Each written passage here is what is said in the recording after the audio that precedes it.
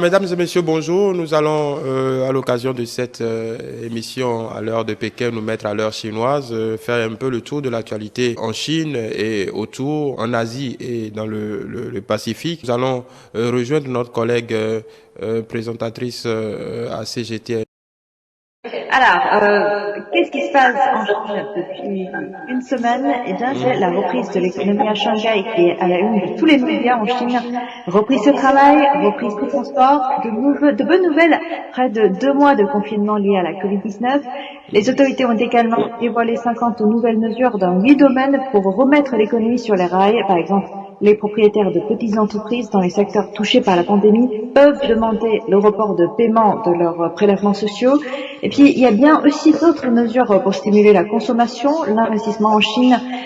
Et après, par contre, l'indice des directeurs d'achat manufacturiers en Chine reste à 49,8. Pour le mois de mai, ce qui signifie toujours une légère contradiction de l'économie chinoise, puisque ce chiffre était en dessous de 50. Mais la bonne nouvelle, c'est que c'est 5,7 points de plus par rapport au mois d'avril. Donc, on peut dire que l'économie chinoise s'améliore et la confiance revient sur le marché chinois. D'ailleurs, cette amélioration se ressent également sur le marché boursier en Chine, puisque depuis une semaine, la bourse à Shanghai a augmenté d'environ 200 points depuis une semaine. On pourrait dire que les risques de récession sont bien loin maintenant. Les risques de récession, ça existe toujours, les risques de récession, mais la bonne nouvelle aujourd'hui, c'est que l'économie est revenue sur les bonnes rails. J'espère que ça ne sera pas le cas, mais après, il faut quand même attendre que plus d'informations soient sorties, surtout les informations pour le deuxième trimestre de la Chine, pour cette année 2020. D'accord. Et du côté du confinement, on sait que bon, tout ça a été un peu allégé. Est-ce qu'il y a d'autres villes qui risquent de connaître peut-être la même situation que Shanghai? Est-ce que on peut dire que la situation est sous contrôle ou il y a des risques que certaines villes soient mises sous boisseau pour essayer de contrôler quelque peu la pandémie? Eh bien, au niveau du nombre de villes, il y en a plusieurs, surtout à Pékin. Donc, ce qui a sûrement été le cas depuis un mois. Beaucoup de districts étaient en confinement partiel. Et puis, aujourd'hui, donc, pourquoi est-ce que j'ai dit tout à l'heure que c'était une bonne nouvelle, non seulement pour Shanghai, mais aussi pour toute la Chine en ce moment, puisqu'on a l'impression que la Chine est en train de sortir, toutes les villes, y compris la ville de Pékin, nous sommes en train de sortir progressivement de cette épidémie de Covid-19, au moins, je peux dire, pour cette vague, cette fois-ci, en Chine. Donc, c'était non seulement le cas à Shanghai, mais aussi à Pékin, mais aussi dans bien d'autres villes en Chine, mais pour l'instant, la situation s'améliore.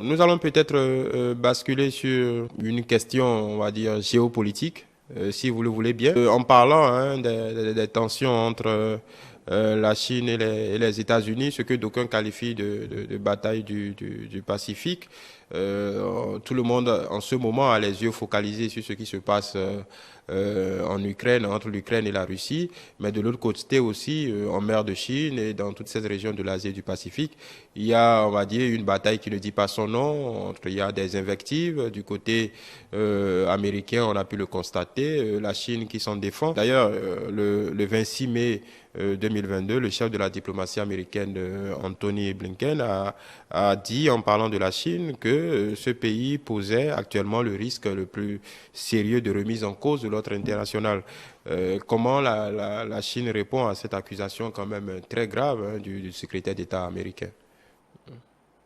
Alors, le ministère chinois des Affaires étrangères réagit le 30 mai, précisant plusieurs points pour justifier en quoi la réalité est tout autre de ce que Blinken a énoncé dans son discours. Le porte-parole du ministère chinois des Affaires étrangères a exposé les points suivants. Alors, je fais une petite récapitulation.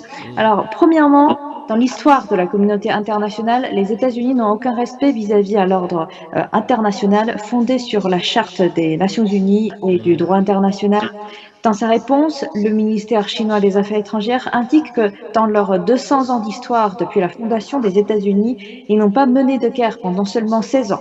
Donc rien que depuis 2001, les guerres et les opérations militaires lancées par les États-Unis au nom de l'antiterrorisme ont coûté la vie à plus de 800 000 civils et a créé plus de 20 millions de réfugiés en Afghanistan, en Irak, en Syrie et dans d'autres victimes. Et puis, deuxièmement, le ministère chinois des Affaires étrangères estime que les États-Unis sont le plus grand destructeur de l'ordre international et depuis le début de la Covid-19, les peuples vénézuéliens, syriens et iraniens exposés aux sanctions à long terme des États-Unis souffrent des mauvaises conditions économiques et médicales nationales, en particulier une aggravation de la situation épidémique dans leur propre pays. Et troisièmement, depuis la fondation de la Chine populaire il y a plus de 70 ans, elle n'a pris aucune initiative de déclencher la guerre ou envahir un pouce le territoire d'autres pays. Donc la Chine insiste sur la résolution des différends par le dialogue et la négociation.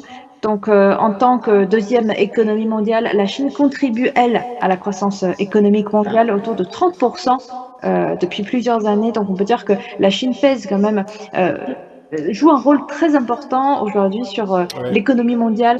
Donc en résumé, les États-Unis ne sont pas en bonne place pour accuser la Chine de la sorte. Voilà. Est-ce que cette position de la Chine, comment non seulement les officiels et les autorités politiques, l'opinion publique voient ça? Parce que on a l'impression qu'il y a une hostilité grandissante ou c'est juste une manœuvre pour essayer quand même de contenir un concurrent de plus en plus entreprenant que ce soit dans le Pacifique ou l'Asie. Les États-Unis sentent bien que la Chine aspire à prendre de plus en plus de place sur l'échiquier international. Est-ce que pour vous, c'est simplement une hostilité gratuite ou réellement une manœuvre diplomatique pour mettre un peu plus de pression sur la Chine? Eh bien, je pense que de mon côté et de ce que j'ai ressenti en Chine, je pense qu'il faut regarder le problème et la question en deux parties. La première partie, c'est tout ce qui est le niveau État-État, tout ce qui est le niveau diplomatique. La deuxième partie, c'est tout ce qui est la partie civile. Donc les deux sont liés ensemble, mais en même temps, il y a quand même quelques petites différences. Au niveau, bien sûr, au niveau de la politique, au niveau des États, bien sûr qu'on sent qu'il y a une hostilité des États-Unis vis-à-vis à la Chine, mais après, au niveau de la coopération, au niveau des échanges humains, des échanges civils, ça reste toujours la même. Et je pense que les Chinois restent toujours cette attitude d'avoir les bras ouverts pour tout ce qui est de nouveau, pour tout ce qui est de gentil et tout ce qui est sur la coopération.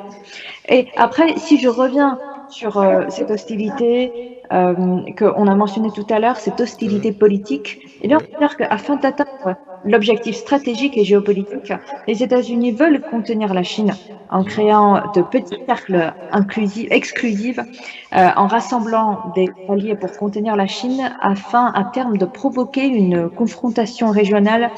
Donc le récent dialogue quadrilatéral sur la sécurité, le partenariat de sécurité latérale entre les États-Unis, le Royaume-Uni et l'Australie, le Oui. AUKUS, que le cadre économique indo-pacifique, voilà, qui vient d'être annoncé, vise tous la Chine d'une certaine manière. Et les États-Unis ont également cherché les alliés européens dans leur tentative de contrer la Chine, y compris le conflit russo-ukrainien.